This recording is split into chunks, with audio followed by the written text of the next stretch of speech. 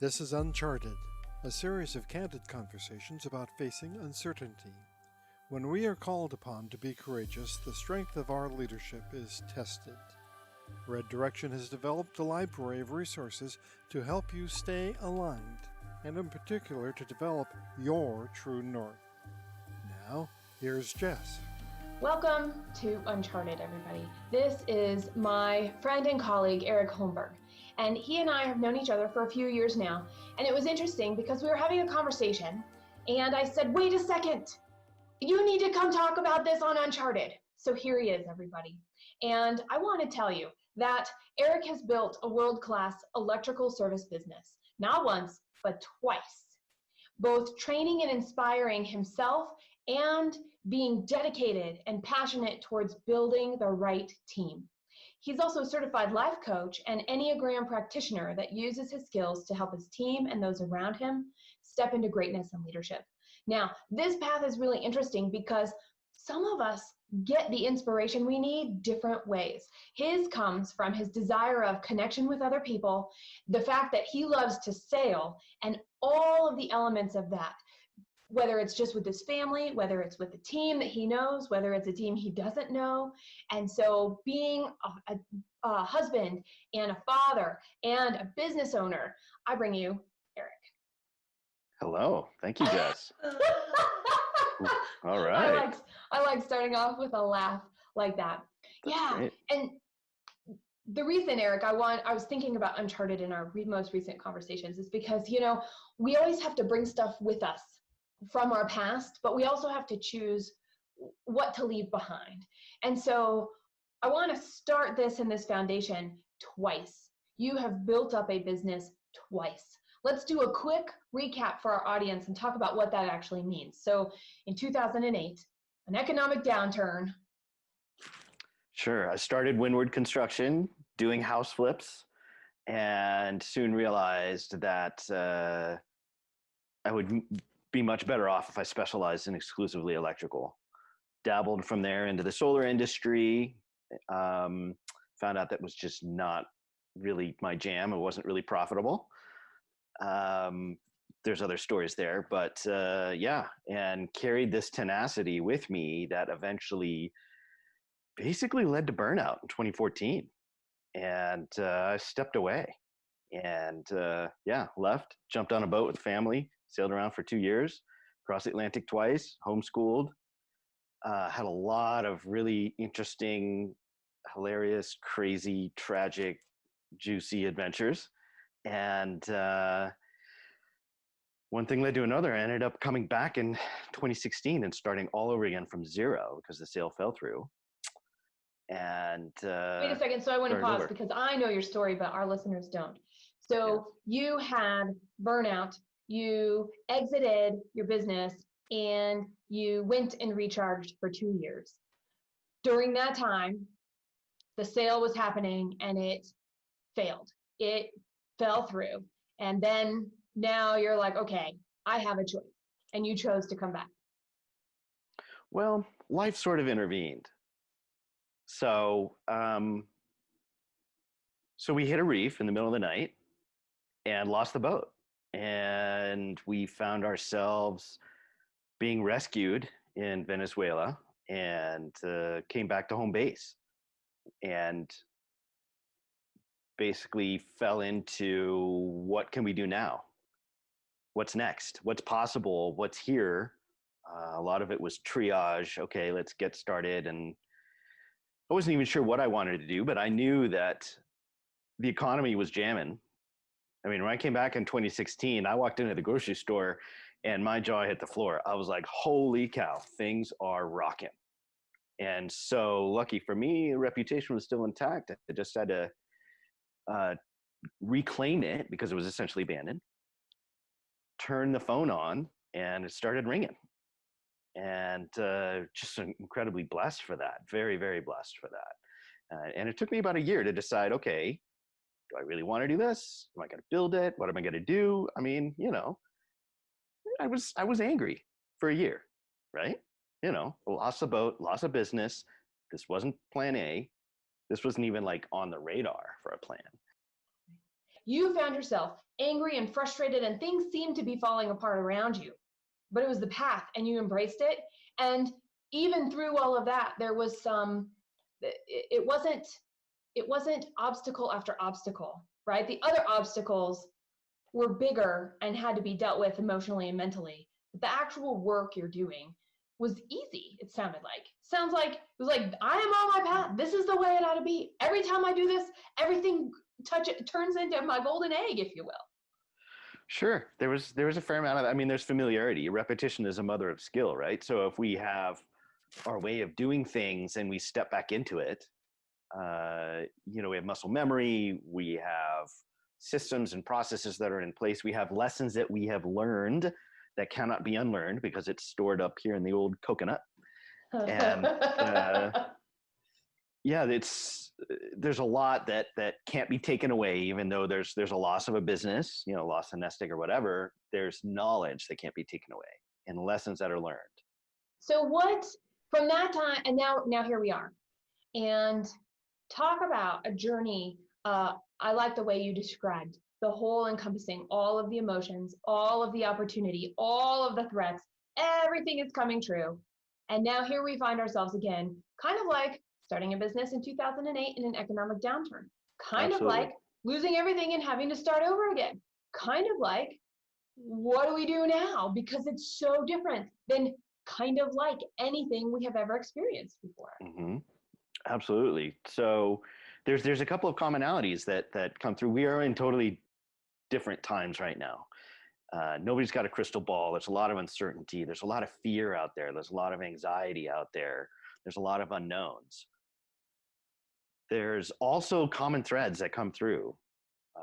Lessons I've learned from before that are still applicable now, and sometimes even more applicable. Like, give us one or two of those, right? I'll bet you Sure. those are some, because you are filled with wisdom and tips. I want some right now. Wow, thank you, man. So I would say, first off, knowing your margins, job costing, that is never more relevant than in a down economy.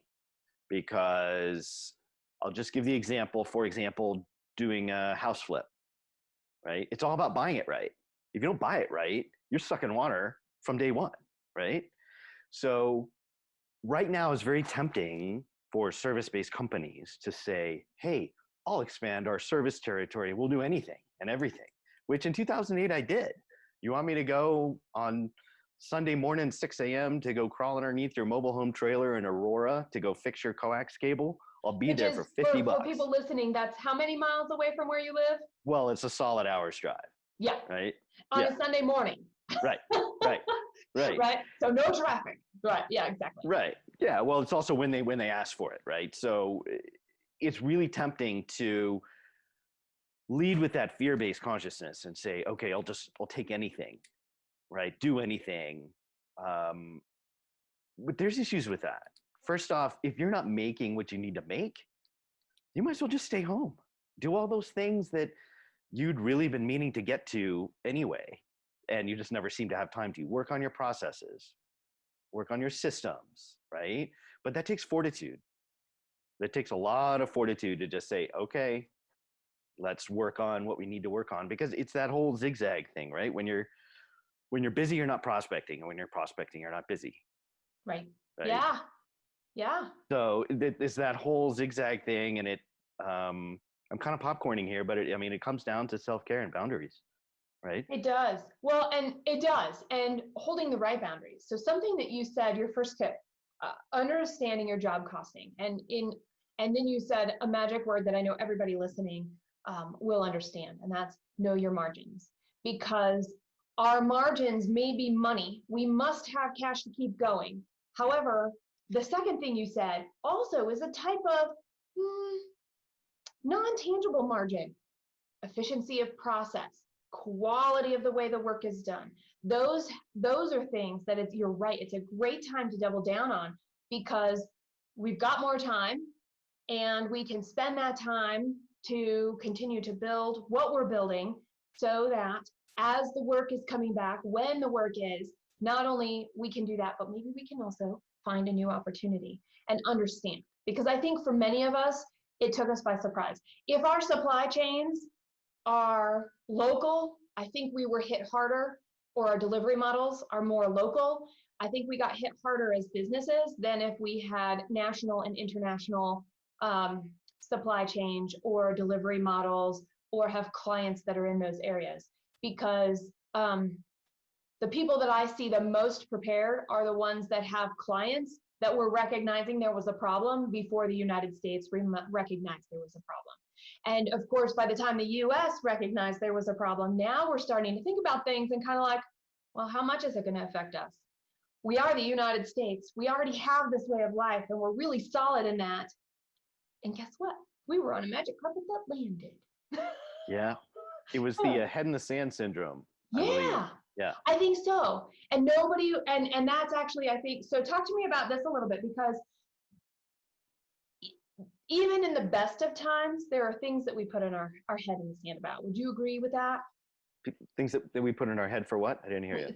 Even in the best of times, there are things that we choose to avoid or ignore, so we put our head in the sand about.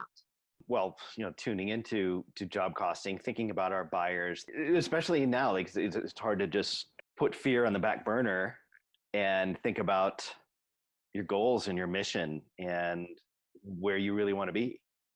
It's so true. And in your case, I mean, it's not just you. You have a team. Absolutely. And that adds weight in a lot of ways. Oh, a lot of weight, yeah. And I've got people who are calling me every week looking for a position, but I take it very seriously. I mean, I feel like it's their feet under my dinner table if I bring them on board, So I'm unwilling to bring somebody on board until I'm pulled to go work back in the field myself, or I'm certainly not willing to take away food from somebody else's plate, for a new team member. So some of that is just the fortitude and his gut instinct as to know when to take on the next team member. And we're in an interesting position right now. We're refining our processes, and the timing actually is perfect with it, because I came to a realization we had way too much complexity going on. We've got 3 teams out there going maybe 3 places a day potentially, and that leads to a crazy amount of jobs and invoices. So it just became so much of a mental burden that's just one example here to talk about the processes. That just became such a mental burden that I knew that we couldn't move forward with that model. So we had to change that, pivot, and we're implementing it right now. It's a little rocky, but we're getting there. But okay, so if you're doubling down on your system, and okay, so you said some really good things in there. First, not only knowing your margins about the work that you're doing, recognizing the funnel with which that work is coming in and how strong it is. I also heard you talking a little bit about that. But the third thing is the way to grow that actually fortifies a team and doesn't accidentally erode the team, is what you were talking about with their feet under your table. And where do you do that? So in your case, you're not expanding people, but you're doubling down in process as much as possible. And in that process, that's, is this a good time or a bad time to be doing something that is so rocky and different? Because we're already in uncertainty. And now, like, the core of your business, billing and invoicing, is also brand new and uncertain. Yeah. Well, it's been an interesting ride. I'll tell you that.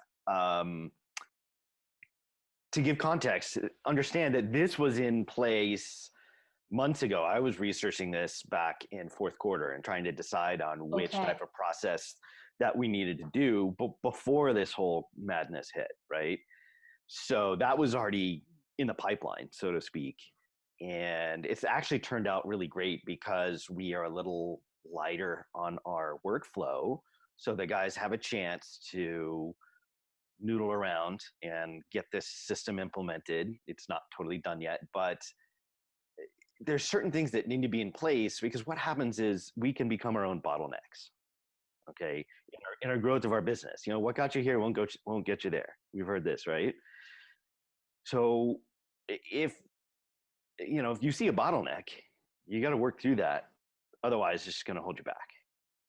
So, and for us, the bottleneck is, for me, it was having a dashboard where I know exactly the status of every job so things don't fall through the cracks, and we can do our time management too on there, so we could attribute our time for payroll exactly to each job, and have everything kind of in consolidated into as few spaces as we can, like all the programs. Yeah, so I came to realize when I kept onboarding people, it was hilarious. I'd say, okay, so you've got this thing, and you got this thing, and you got this program, and you got that program, and before you know it, what ended up happening was people would burn out before they'd even on board, and they'd be like, "This is way too much going on." And a prime example, what got you here won't get you there, right? Because it might work a little while, but not. So what made you decide to keep this, right? This was something you decided in Q4 of last year, and you decided even though.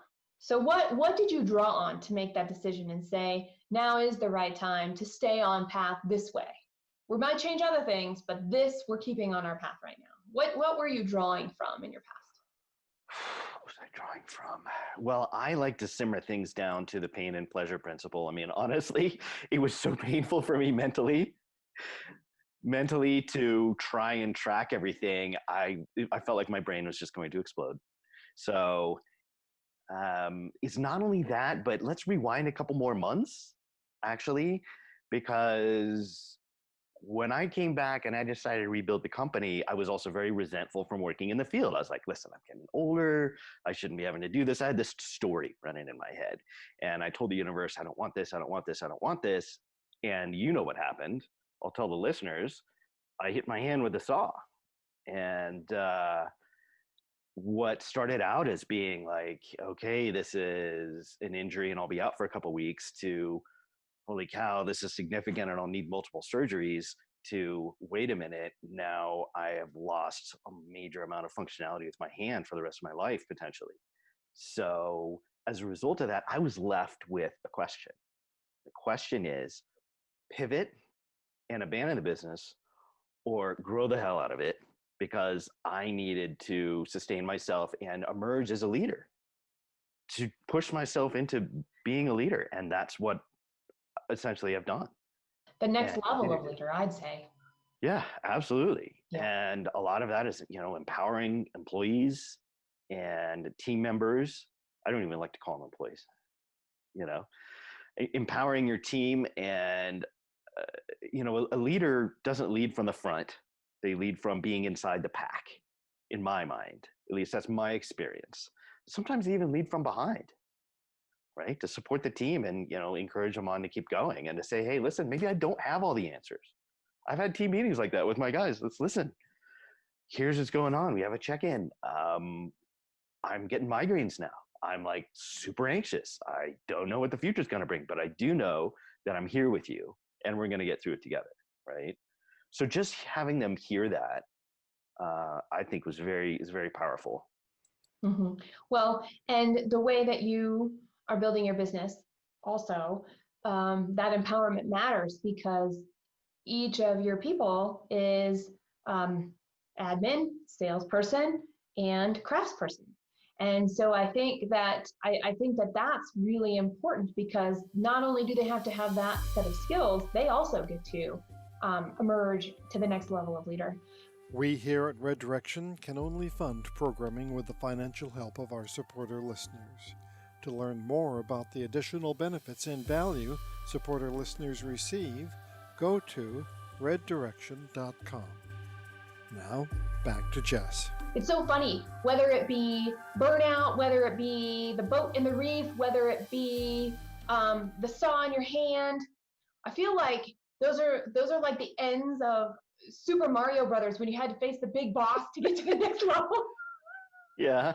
And your way is always right front and center, straight through. You make it sound easy. It's not. No way, man. Most people stop at the bosses at the end of each level, and you're not. You've now had 3 big ones in less than a decade. That's pretty amazing. Yeah, thanks for that. I appreciate that. And it's been an interesting interesting ride. I'm basically back up now to the same level that took me 7 years to build. And so that was what, 3.5 years? 3.5 years, right? So basically half the time.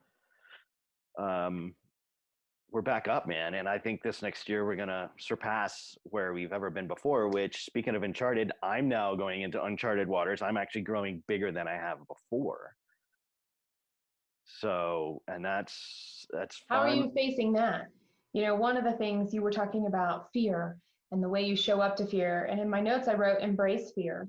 And you were talking about working on systems regardless of fear. And you were talking about motivating yourself and others and creating a cohesive group. What else do you need to do do you think you're going to take forward into what's next to face that fear? Maybe link arms with it. Well, good question. I would say make friends with being uncomfortable is one big thing, you know, and this is one of the things that I really took away. One of the big takeaways, there's many takeaways, but from my life coaching training was we can be uncomfortable and have a sense of dread without it killing us. Okay. We can choose to live in being uncomfortable and just sit with it, you know, just sit with it for a little bit, right? Because life isn't all puppy dogs and rainbows and everything all the time for anybody. And we never know the storms that are going on inside someone. We have no idea. That's true. We all see the world differently. If we are able to just hold that space and just breathe, and you know, for me, it's getting out spreadsheets. It's looking at, you have to consider worst case scenarios, but don't let that be the ball and chain on your foot and stop you from reaching for the sky. Okay. We need to have practicality. We need to have balance in order to properly move forward. And I mean, it was a jump, man. This last fall, I decided to go full tilt and pay for premium healthcare coverage for my employees. I'd never done that. It's freaking expensive, man. Yeah. You know, but how do you retain good talent? You treat others as good or better than you would treat yourself, right?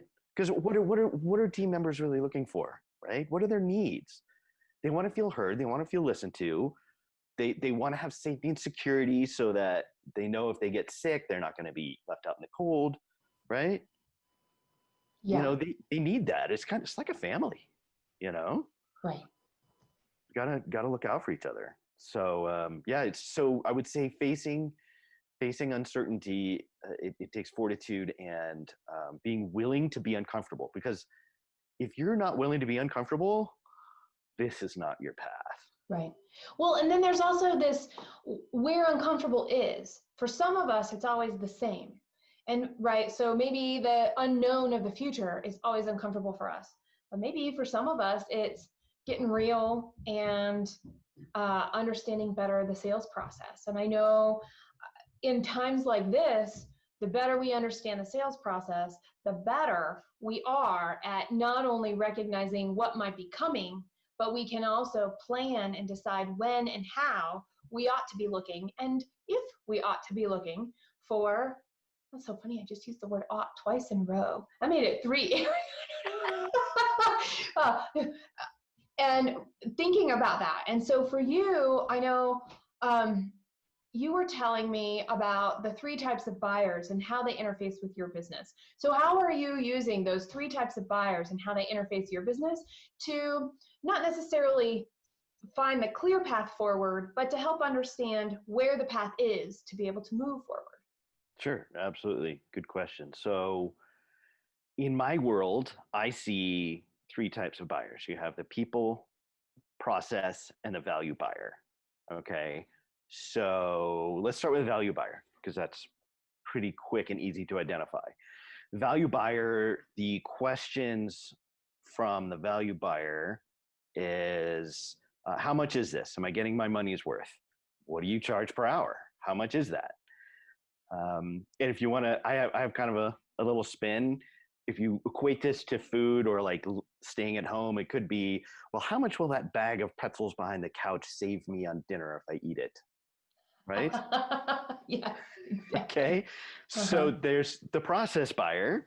So that's more on the how, who, where, when, what. How do you do what you do? Do you service this area? Do you install this type of product? Can you come at a specific time? Because that's the only time that works for me. And if you can't, I'll call somebody else, right?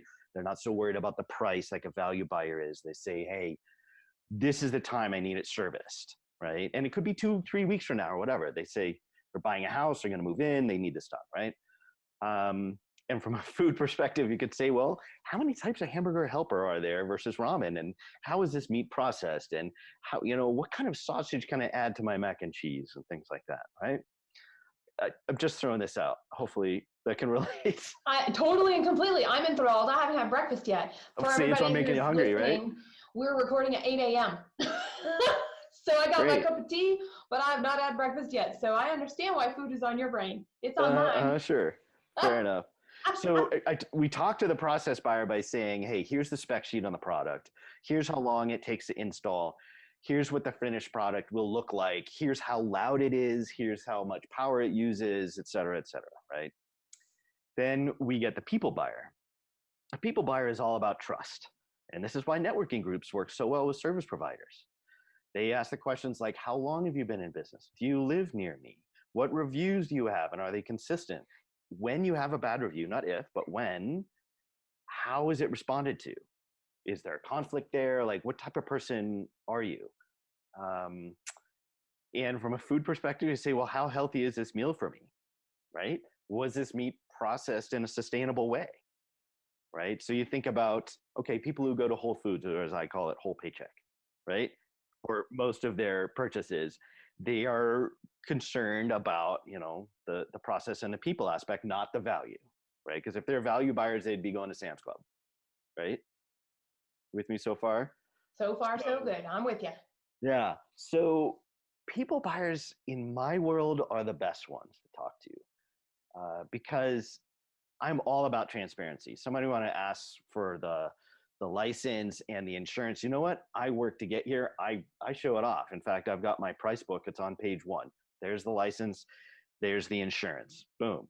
Trust is sorted out, right? And it's important to work with people buyers because they can help build your business, right? They talk to their friends. They talk to their neighbors, right?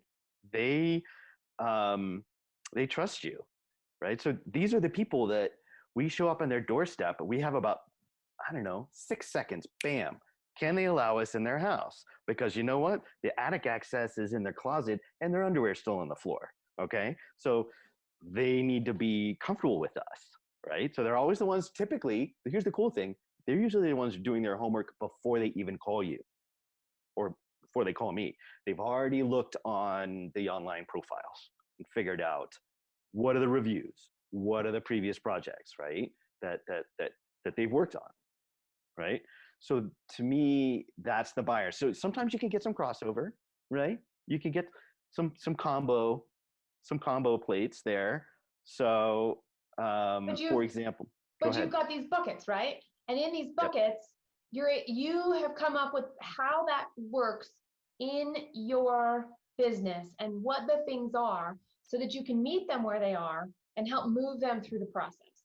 And I actually am in my brain, could be a Venn diagram where they all overlap because you're right. Sometimes they're more than one. The first thing that came to my mind was like a quadrant thing, or just maybe just a graph.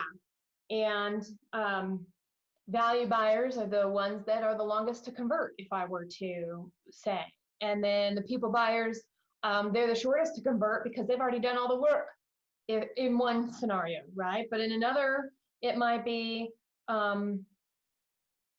how much trust do they have? And they may be very trusting, but they also may be very value based, and we don't know the reason for that. It could be their mentality, it could be the state of their household right now, and the fact that this just needs to be done, whatever the case may be.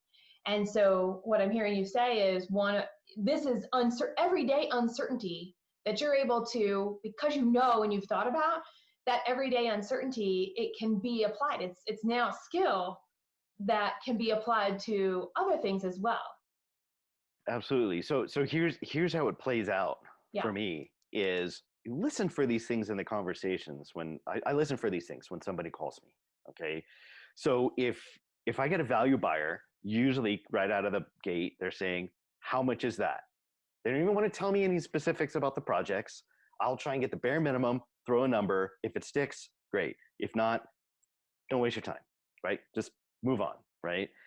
And we all have some of that in us, right? Like we're not going to pay double for something just because we trust somebody. Okay, we still have a little bit of that, right? And there's certain industries that gravitate towards the value buyers, like used cars, right? It's full of value buyers. If somebody who's trying to sell a used car with the process or with people, he's going to have a really hard time being successful, right? As opposed to like new cars.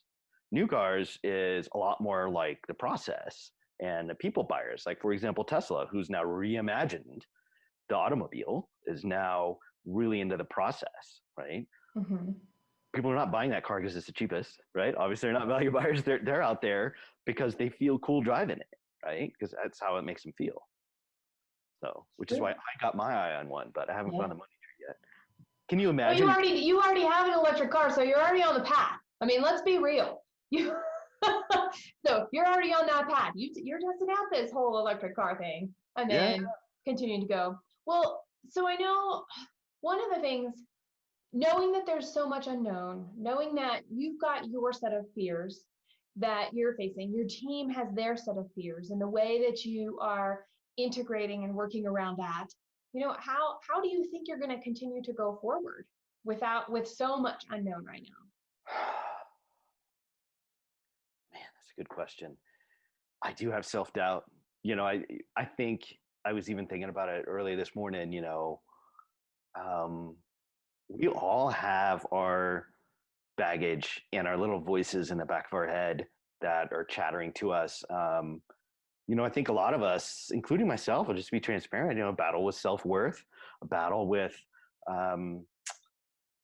viability and focus and, how things are going to work. All I can say is by at least knowing the numbers and having job costing nailed down, I can figure out where the stop loss is. But at the same point, don't live there. So fear can ride in your car. Just don't let it drive. Okay. So it's not easy. I don't have all the answers. I mean, the question that you just asked me is a really great one, Jess, because I don't necessarily have the answers, but I know that I've been successful in the past. I have an awesome freaking team, right? And they've carried the energy when I don't have it. If what? I said, yes, you do have an awesome team. Yes, thank you. They've carried energy when I've had doubt. They have helped carry me through. So, what's going on right now is really heavy. It's really hard. People are dying. And my wife works with an at-risk population, so I think about my choices on a daily basis. My folks are in that age bracket where there's risk.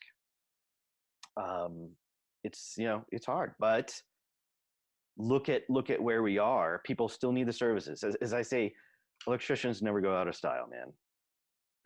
Service providers don't go out of style. Things will always need to be fixed. Now, what are the margins on that? Who's going to survive? In terms of a business, that is yet to be seen. That is yet to be seen. Do you feel like you have a light though that you're going toward? Whether that's your true north, right? Holding you through? I do. And one of the things that I've chosen to do has been to diversify a lot of the leads and the three customer groups. Have we talked about 9 squares before? Are you familiar with this? Probably, but we don't have time to bring our listeners up to it. Sorry, listeners. No, that's all good. That's You're all good. You're going to have to go find him someplace else talking about that. Maybe you can come back and talk about that. Who knows? Sure. No, that's fine. So as before, we had the major focus on the percentage of customers being, 60, 70% residential.